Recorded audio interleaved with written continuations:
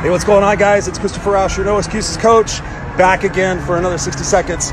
Today, I want to talk about questions. We're nearing the end of the year, and so I believe, as your No Excuses coach, one of the best ways to see growth and to see what areas you need to work on is to ask yourself the question, am I happy with this person?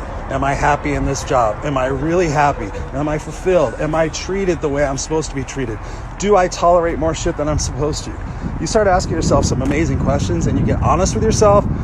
Unfortunately, sometimes you have to face the realization that maybe some things are over. Sometimes we tend to hope, wish, and pray that they'll change or something will happen or someday things will change.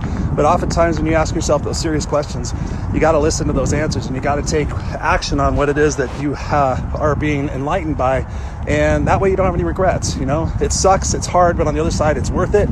I'm your No Excuses coach, noexcusescoach.com. I love you guys. Ask the right questions. Unstoppable.